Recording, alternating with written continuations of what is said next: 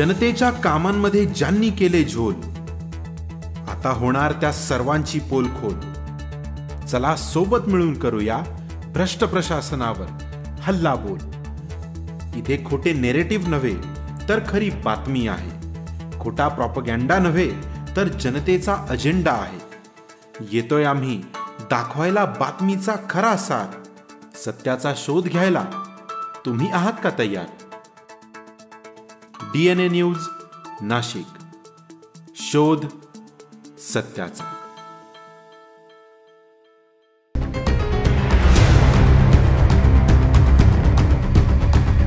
नैसर्गिक आणि पर्यावरणीय दृष्ट्या त्र्यंबकेश्वर हे शहर महत्त्वाचं मानलं जातं।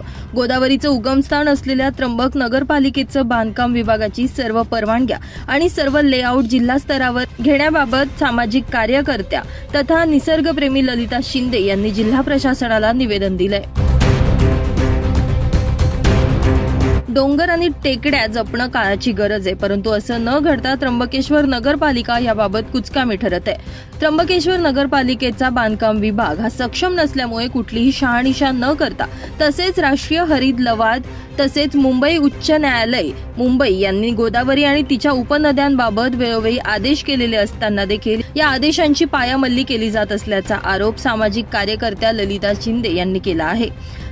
दरम्यान त्र्यंबकेश्वर नगरपालिकेच्या प्रशासकीय चुकांची चौकशी करण्यात यावी, नद्यांचे उगमस्थान असलेल्या नाल्यांचे ओहळांचे रेखांकन करण्यात यावे। तत्कालीन विभागीय आयुक्त आणि राज्याचे प्रधान सचिव महेश झगडे यांनी केलेल्या चौकशीचा अहवाल निवेदनासोबत जोडण्यात आला असून पुन्हा एकदा नद्यांचं उगमस्थान, डोंगर, पर्यावरणीय महत्त्व असलेले डोंगर फोडून नैसर्गिक नाले सुद्धा बुजवले जात असल्याचा आरोप या निवेदनामध्ये करण्यात आलाय। दरम्यान या प्रकाराची चौकशी करून नद्यांच्या उगमस्थानांचं रेखांकन करण्यात यावं अशी मागणी ललिता शिंदे यांच्या वतीनं जिल्हा प्रशासनाकडे करण्यात आली आहे। दरम्यान ललिता शिंदे यांनी केलेल्या या मागणीवर आता जिल्हा प्रशासन काय भूमिका घेणार हे बघणं महत्त्वाचं ठरणार आहे। त्र्यंबकेश्वर नगर, त्र्यंबकेश्वर तालुका हा गोदावरीचं मुख्यत्वे करून उगमस्थान आहे। ब्रह्मगिरी सारख्या पर्वतावरनं गोदावरी उगम पावते आणि आजच्या तारखेला किंवा आजच्या स्थितीला त्र्यंबकेश्वर मध्ये जी सर्रास बांधकामं चालली आहेत आणि जी बांधकामांच्या परवानग्या ज्या काही त्र्यंबक नगर परिषद देत आहेत तिथे कुठल्याही प्रकारचं नियमांचं पालन होताना दिसत नाही आहे।